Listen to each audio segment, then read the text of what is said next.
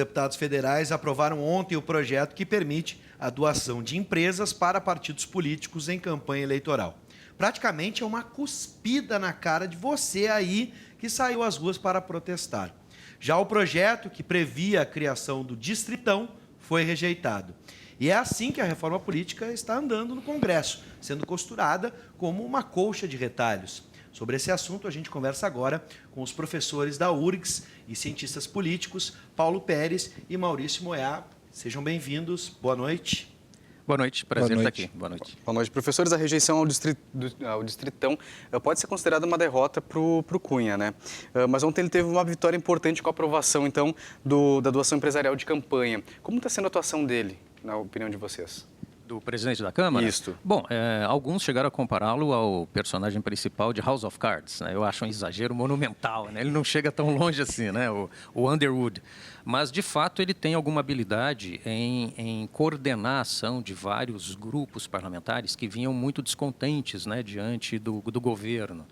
E aí ele conseguiu construir ali um grupo bastante coeso e que tem defendido uma agenda que, do ponto de vista de algumas propostas de legislação que passam por questões de ordem moral, têm sido consideradas conservadoras. Sim. E do ponto de vista da reforma política, há algumas pessoas, né, alguns analistas, alguns colegas nossos, que têm insistido na ideia de que, na verdade, o Distritão foi uma espécie de distração que ele jogou para todo mundo discutir, porque realmente seria um sistema eleitoral bastante, um retrocesso muito grande em relação ao que nós temos, mas uma distração, no fundo, como uma cortina de fumaça para depois colocar o que de fato era do interesse dele e do grupo dele, que era a votação do financiamento de campanha eleitoral pelas empresas.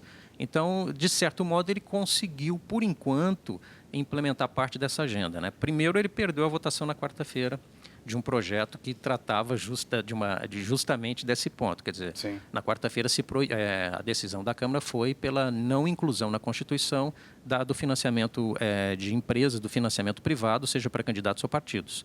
E aí ele voltou a discutir isso ontem, quinta-feira, alegando que era uma outra proposta, e aí ele conseguiu, de um dia para o outro, reunir deputados que tinham votado contra. 71 deputados mudaram de posição e aí ele conseguiu aprovar ontem o projeto, a emenda proposta pelo Russomano, se eu não me engano, em que se possibilitou, então, o financiamento de empresas, né, na campanha eleitoral para partidos exclusivamente, não para candidatos, mas para partidos. O que, na verdade, não muda muito, porque vai para os candidatos do mesmo modo. Professor Maurício, gostaria de completar? Eu acho que, bom, nesse ponto, a gente concorda bastante, conversa com o Paulo, que é meu colega, e com outros colegas cientistas políticos sobre esse tema da reforma política, e é quase consenso que todos nós achamos que não vai ter reforma política.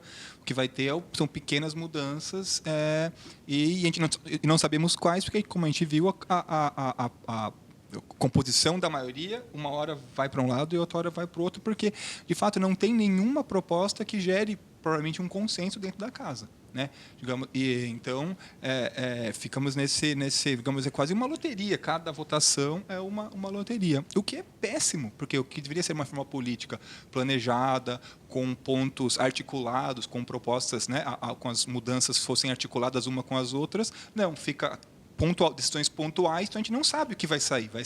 Se sair alguma coisa, vai sair um Frankenstein que ninguém sabe como é. Uma coxa de retalhos, né? Mas eu posso até colocar mais polêmica. Se eu fosse apostar, na verdade, eu não poderia apostar com meus colegas, que nenhum ia apostar comigo. Mas é que não vai sair nada.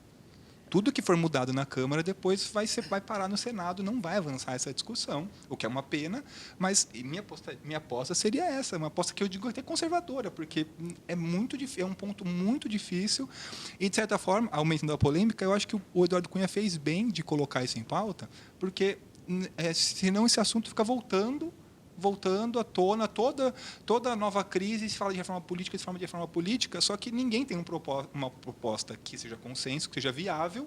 Então, tem uma hora que a gente tem que parar com esse discurso que é vazio, é genérico, né? E entender que o sistema político vai funcionar com as regras que eles têm e que ele tem que mudar são as pessoas que estão participando do processo, seja os cidadãos ou os políticos, e não a lei que vai mudar essas pessoas. Bom, quando o professor usou o termo Frankenstein, me lembrou uma questão dentro da reforma política, que são a questão, por exemplo, das coligações. A gente tem no Brasil, às vezes, coligações que são difíceis de serem interpretadas e lidas, né, pelo eleitor. Vou pegar um exemplo aqui. O PCdoB fez um acordo para votar a favor do Distritão em troca de não incluir nas emendas a serem votadas a cláusula de barreira e também o fim das coligações partidárias, que, se aprovadas, decretariam o fim, por exemplo, da legenda, propriamente dito. Esse argumento é válido, na opinião de vocês, e há um risco de ruptura com o PT, por exemplo, com o PCdoB, que estava mais alinhado. Inclusive, tem uma informação agora de ontem, não sei se vocês estão sabendo, do André Machado, que estaria saindo do partido, né, do PCdoB, por conta disso, por conta desse arranjo que estava se armando por aí. Fica difícil de prever o impacto a médio prazo no PCdoB. Eu acho que foi um erro grave que eles cometeram, né? Eles estavam apostando que o Distritão não ia ser aprovado, então eles fingem que apoiam o Distritão para não ser para negociar a questão da cláusula de desempenho e também das coligações. Mas o problema é o seguinte, na verdade, se o Distritão tivesse sido aprovado, quer dizer, e aí até o Frankenstein que o Maurício está falando, né? Quer dizer, se o Distritão é aprovado, a votação posterior, que é o fim das coligações para as eleições proporcionais, deixa de fazer sentido, porque as eleições para deputado passam a ser majoritária. Então, quer dizer, se é aprovado o Distritão, todo o acordo que o PCdoB quis fazer iria por água abaixo. Eu acho que foi ruim por dois motivos. Primeiro, ele fez uma péssima sinalização para dentro do partido, fazendo esse acordo, e para fora do partido, para os simpatizantes e adeptos da sua ideologia. E acho que foi ruim também como estratégia, porque eles fizeram, eu tenho informações internas, que eles fizeram uma simulação de qual teria sido o desempenho deles se a cláusula de desempenho já tivesse valendo na eleição anterior e também o final das coligações. O que foi totalmente errado, porque fazer a simulação com o resultado da eleição anterior não diz nada, porque quando você muda a regra, as estratégias de competição são diferentes, então não adianta fazer com a simulação anterior. Sim. Então eu acho que eles cometeram um erro realmente brutal. Com relação ao final das coligações, já que o Distritão não foi aprovado, passa a voltar a fazer sentido. O que está por trás do final das coligações seria tentar evitar um número muito grande de partidos, né? Tem sempre a acusação de que nós temos um número muito grande de partidos e tal. E reduzir os caronas, os pequenos partidos, os caronas nessas coligações de partidos grandes e pequenos, né? E, de certa forma, o fim das coligações tende a gerar um menor número de partidos, ou seja, vai concentrar a votação nos partidos grandes. Alguns partidos pequenos acabam conseguindo eleger representantes porque pegam carona no quociente eleitoral da coligação, e é o caso do próprio PCdoB, que sempre consegue eleger um pouco mais de parlamentares pegando carona com o PT, e o PT Sim. perde um pouco nessa lógica, né? Mas enfim, isso ainda vai ser votado, mas de qualquer modo eu acho que um ponto a ser chamado a atenção é o seguinte: na verdade é um debate importante, achei muito interessante toda a mobilização que muitos grupos nas redes sociais estão fazendo, acompanhando o debate das votações na Câmara, mas só chamando a atenção que o cenário não é tão desesperador, porque, em primeiro lugar, a votação tem que acontecer em 2 turnos na Câmara, está acontecendo só o primeiro agora. No segundo turno pode mudar tudo. E depois que terminar a votação na Câmara, isso vai para o Senado. E no Senado são mais 2 turnos de votação. Se o Senado alterar alguma coisa, tem que voltar para a Câmara e aí fica num ping-pong. Por isso que o Maurício disse, eu concordo, e é quase um consenso na área também, que reformas mais estruturais são muito difíceis de acontecer. Até provavelmente nós teremos coisas mais pontuais, né? Mas tem coisas pontuais importantes, como, por exemplo, o financiamento de campanha. Eu acho que é uma discussão extremamente importante. Essa é uma discussão no mundo inteiro hoje, que é a seguinte: o problema da influência do dinheiro na política. E é disso que nós estamos falando quando a gente fala de financiamento de campanha, né? Se a gente pega nos Estados Unidos e alguns países da Europa, o grande problema lá hoje é como as grandes corporações elas capturaram o sistema político, porque elas não têm só lobby, né, lobistas atuando no parlamento.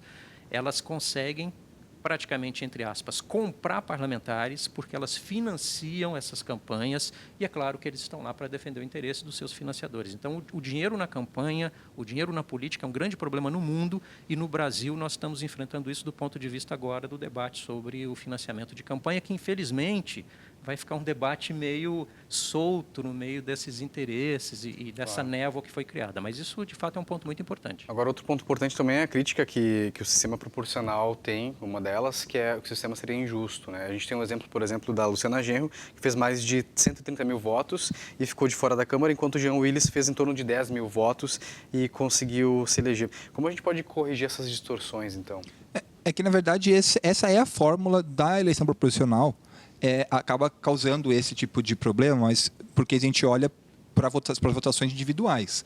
Mas a Luciana Genro não foi eleita porque o partido dela não somou votos suficientes. E o Jean Willis foi eleito porque o partido dele somou votos suficientes para elegê-lo.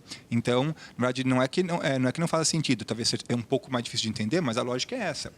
Quem ganham os assentos não são Hoje, como está a regra de hoje, os assentos não são dos deputados, são dos partidos. Então, a votação é para o partido, tanto que a gente pode votar na legenda, certo? Então, se por um lado o distritão deixaria mais claro a votação, o vínculo do candidato com o eleitor, e justamente essa é a crítica que se faz, que o voto é muito personalizado, o distritão ia causar ainda mais personalismo no voto. E não ia ter mais voto de legenda. Então, se por um lado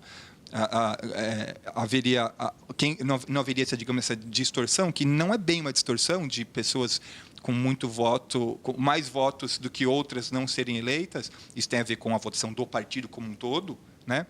Não aconteceria no distritão, mas o que aconteceria é que haveria então uma competição entre os candidatos do mesmo partido, porque hoje, se os candidatos do mesmo partido, eles se somam, certo? Porque como os dois recebem, ou os candidatos do mesmo partido se ajudam na medida em que eles angariam voto para o seu partido.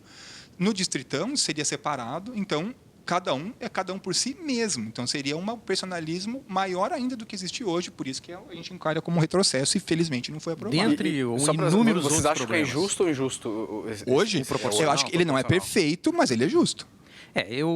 Na minha avaliação, é o sistema. Assim, a primeira coisa é: não existe sistema político, sistema eleitoral perfeito e que vai resolver todos os problemas. Adotar um sistema eleitoral é fazer uma escolha a respeito de com qual problema nós aceitamos conviver. Dado essa premissa, eu acho que o sistema proporcional é um dos melhores, porque ele possibilita a representação de minorias, porque ele possibilita uma maior liberdade da competição partidária. Então, o que parece que é injusto é o que o Maurício está colocando, porque na cabeça das pessoas, a votação é pessoal. Então, como é que um candidato que pessoalmente teve mais votos do que outro não consegue a vaga e o outro que teve menos pessoalmente consegue? Mas é porque o nosso sistema ele é complexo, isso é verdade. Ele é complexo porque, quando o eleitor vai votar, ele tem a opção de votar ou no partido, né? Lá na urna você pode digitar o número do partido ou o número do candidato. No Brasil, a quantidade de pessoas que votam na pessoa do candidato é muito maior. Então, as pessoas têm essa ilusão de que, ao votar no candidato, o voto é para o candidato, mas não é. O voto, primeiramente, é computado para o partido. Todos os candidatos que recebem votos é computado para o partido. Aí há uma divisão disso para saber quantas cadeiras o partido conquistou. E aí sim que vai ser analisado o número de parlamentares que, dentro daquele partido, teve votação suficiente para completar aquelas cadeiras. Agora, é um sistema complexo e por isso que eu acho que a reforma, porque o que está sendo discutido hoje é reforma eleitoral, não é uma reforma política que seria uma coisa muito mais ampla. Eu acho que seria interessante discutir reforma política mais ampla. E eu teria até uma sugestão, venho debatendo com o pessoal há muito tempo, que seria o seguinte: acho que causaria uma transformação bastante grande, a curto prazo até, se nós adotássemos, por exemplo, no ensino médio, que há pouco tempo foi adotado o ensino de filosofia, o ensino de sociologia, o ensino da política, da ciência política, para ensinar os alunos como funciona o sistema político do seu país. Sabendo como funciona o sistema político, sabendo o que eu tenho que cobrar do prefeito, do governador, né? Quer dizer, o buraco na rua eu não vou cobrar do presidente, né? O que faz o deputado, aí a gente não precisa mais do Tiririca para ir lá e contar para a gente o que faz o deputado, né? Que foi o mote da campanha dele, e como funciona o nosso sistema político. Aí até um debate para um plebiscito sobre reformas ficaria mais esclarecido. Porque se fizéssemos um debate hoje, ia ser uma coisa completamente manipulada, né? Sim. Então, acho que a reforma política passa um pouco por isso, de o sistema e as regras por si só não vão mudar os políticos e os eleitores, porque também tem um pouco dessa ideia, né? Quando a gente diz que mudar as regras do jogo, mudar o sistema eleitoral, vai inibir a corrupção, é como se a corrupção fosse provocada pelas regras. Quer dizer, os políticos, coitados, eles fazem isso porque são obrigados. Já As foi regras falado, é que são mas, vítimas do sistema. mas isso já foi falado aqui no programa, professor. Por um deputado, inclusive. Foi falado isso? Sim. Então, não, porque e até aquela coisa, bom, como a regra é assim, o outro está fazendo, se eu não fizer, eu perco. Então, a regra é que faz. Quer dizer, os políticos são anjos portanto, as regras é que são um problema. Não é, a gente poderia mudar as regras, que nós não vamos ter políticos da Dinamarca porque mudamos as regras. E na Dinamarca tem muita corrupção, porque que seja registrado. Né? O problema da corrupção na política, desde a Grécia clássica, já é debate dos filósofos. Sim. Então, eu acho isso. A gente tem que ter uma perspectiva mais realista a respeito do que as regras podem fazer e mais realista a respeito das reformas. Eu também não acredito que vamos ter reformas muito estruturais. Agora, vocês, professores, acreditam, nós estamos na véspera de mais um dia de manifestação, onde muitas categorias vão parar, né? E claro que a pauta, por exemplo, inicial seria, por exemplo, a terceirização, entre outras coisas. Mas em 2013 a reforma política foi a pauta principal, especialmente com, por exemplo, o financiamento de campanha. Vocês acreditam que essas manifestações podem voltar com essa pauta referente ao que está acontecendo agora? Como é que a população, vocês acreditam que vai reagir neste momento? Olha, é difícil dizer, mas certamente se as sessões caminharem como tem caminhado, com a maioria das propostas sendo rejeitadas, as mudanças vão ser pequenas. A população vai perceber que as mudanças foram pequenas, certamente o descontentamento vai continuar. Agora, se isso vai gerar a mesma grau de insatisfação que vai para a rua, às vezes é porque uma vez o assunto às vezes cansa, cansa, então a população tentou, e acho que isso é uma parte da estratégia dos deputados. A população pediu, e a gente foi, votou, não aprovou, agora vamos jogar com as regras que estão aí, né? Bom, eu queria fazer uma pergunta aqui, deixa eu achar ela, que é sobre a reeleição. Sobre a reeleição. Só um minutinho que eu quero encontrar aqui. O que influencia o fim da reeleição para presidente, prefeito e governadores? Se essa seria uma manobra para que o Lula não tenha, por exemplo, uma possibilidade de ser eleito ou reeleito futuramente? Olha, não acho que não é por esse lado, assim, não é pontual, assim, especificamente para o Lula não poder ser reeleito. Eu acho que passa um pouco pelas estratégias dos deputados mesmo. O que acontece é que a tendência, quando há reeleição, a tendência é que o concorrente que está no cargo seja reeleito. A maioria das vezes ele é reeleito. Então, ao proibir a reeleição, digamos que isso alguns deputados falam, você vai, de certa forma, não padronizar ou colocar condições mais iguais de competição entre os candidatos, porque um deles, na reeleição, um deles está no governo, então tem a máquina por trás. Eu acho que essa é possível, mas eu acho que isso talvez seja mais não sei se uma retaliação, mas uma reconfiguração do que nós tínhamos antes, né? Então houve a estratégia de conseguir a reeleição pelo Fernando Henrique, como o Lula foi eleito em seguida, ninguém mexeu nisso, então quem está no poder estava sendo reeleito, ninguém mexia nisso. Sim. Agora, eu acho que como a questão principalmente no nível dos prefeitos e dos governadores, a rotatividade, digamos, foi menor, porque eles acabaram sendo sempre reeleitos, os deputados e senadores acabaram percebendo que essa mudança vai poder gerar mais competição. Eu não acho que ela é benéfica nem ruim em princípio, digamos assim, porque um governador, um governante bem avaliado pode ter mais facilidade de fazer o seu sucessor, desde que seja bem vinculado a ele. Então, eu não acho que isso é grande. Até não consideraria isso provavelmente uma reforma. Se for esse ponto isoladamente, não é uma reforma, né? É uma mudança de regra. Então, eu acho que isso não é o caso de... Não estamos fazendo uma retaliação prévia com o Lula, acho que não é o caso. Eu peço para... Estamos, infelizmente, no final do programa, mas apenas... Tínhamos várias outras perguntas aqui já. Mas para o professor Paulo completar dentro desse raciocínio, o que temos, então? Chamamos isso de reforma? O que a gente vai chamar? Mudança de regra? Um puxadinho. Remendão. Se é que vai ser um puxadinho, só uma janelinha. É um remendo. Olha, uma coisa interessante. Olha, desde quando a atual Constituição, né, de 1988, foi promulgada, já começou o debate sobre a reforma da Constituição. Então, de lá para cá, fizemos até um plebiscito sobre forma de governo e até corremos o risco de termos voltado para a monarquia, porque lembra naquele plebiscito podia ter sido monarquia também. De lá para cá, a quantidade de projetos de reforma que circularam pelo Congresso é gigantesca. Então, sempre vem esse debate de reformas, eu acho que ele vai continuar. porque a população vai continuar com a expectativa de que tem que mudar alguma coisa, embora não se saiba bem o que tem que mudar. Isso reflete a insatisfação com os políticos, que é real, a insatisfação com os partidos, que é real, e é uma insatisfação que existe hoje no mundo inteiro, que é um outro desafio da democracia. As instituições representativas tradicionais, a democracia e os políticos estão realmente já há alguns anos passando por um processo de crise de representação. As pessoas estão muito insatisfeitas com a política, mas o regime democrático, por enquanto, funciona com partidos e por isso que a gente, então, pensa em reformas e não em mudanças drásticas. Acho que vamos continuar com o debate de reformas, tenho a mesma expectativa de que pouca coisa mais substantiva vai ser aprovado. E podemos ter ciclos de insatisfação da população que sempre vai, de novo, sacar. A reforma política é um bumerangue que a gente sempre joga e volta. Isso, então, desde o final dos anos 80 até hoje, reforma política está na agenda do país e vai continuar. Mas acredito que vamos fazer reformas, pequenas alterações pontuais. Isso a gente vem fazendo faz tempo, né? A própria introdução da reeleição foi uma mudança importante. E talvez agora, não sei se vão aprovar... Fidelidade partidária. A fidelidade partidária, não sei se vão aprovar...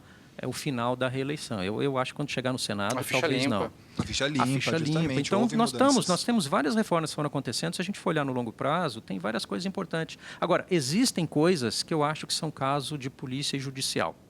Corrupção, essas coisas, não adianta mudar a regra. É o seguinte, aumenta realmente a rigidez na investigação e na punição. E para encerrar, proibir, não adianta proibir a doação de órgãos, tem que aprender a fiscalizar Sim. e a punir quando há desvios. Não é questão de proibir. Proibir é só gerar mais um problema. Então... Podemos ficar para encerrar o assunto, dizer que a gente precisa de uma reforma na nossa base mesmo, como cidadão, como eleitores, a gente possa entender o nosso processo para saber o que queremos mudar. Boa parte das pessoas querem mudar, mas não sabem o quê. Não é verdade? Concordo. Bom, quero agradecer a disponibilidade do professor Paulo Pérez, cientista político, professor da Universidade Federal do Rio Grande do Sul, e também do professor Maurício Moia, cientista político e também professor da URGS. Sejam sempre bem-vindos. Muito obrigado pela disponibilidade. Foi um prazer. Obrigado.